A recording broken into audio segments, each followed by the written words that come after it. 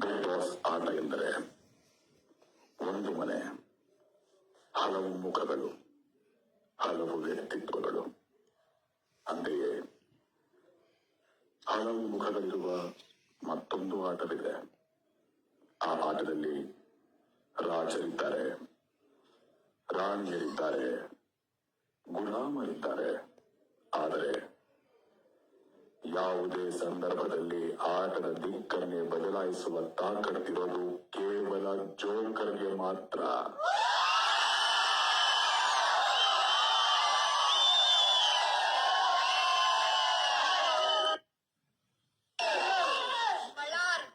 ಅಂತೆಯೇ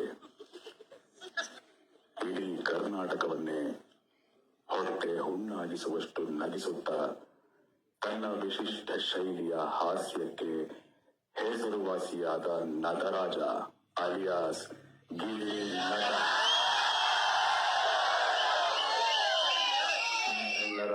ನೆಚ್ಚಿನ Gilli big boss ಮನೆಯಲ್ಲಿ ಎಲ್ಲರ ಹೋರಾಟ ಹಾರಾಟ ಚೀರಾಟಗಳ ನಡುವೆ ಹಾಸ್ಯದ ಮಳೆ ಸುರಿಸಿ ತಾಪವನ್ನ ಕಡಿಮೆಯಾಗಿಸಿದ್ದುಂಟು.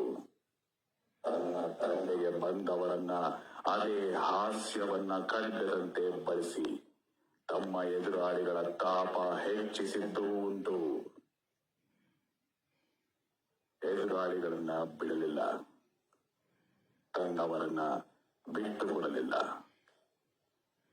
ಕಟ್ಟೆಯೊಡೆದ ಭಾವನೆಗಳು, ಸ್ನೇಹದ ನಡುವಿನ ಮನಸ್ತಾಪಗಳು, ಸೂಕ್ತ ಕಾರಣಗಳು, ಘೋಷಣೆಗಳು, ಟಾಸ್ಕ್ಗಳು, ಉಸ್ತುವಾರಿಗಳು, ಕೇವಲ ಇಷ್ಟೇ ಬಿಗ್ ಬಾಸ್ ಆಟ ಅಲ್ಲ ಎಂದು ನಿರೂಪಿಸಿದ ಏಕೈಕ ಸ್ಪರ್ಧಿ ಗಿಲ್ಲಿ.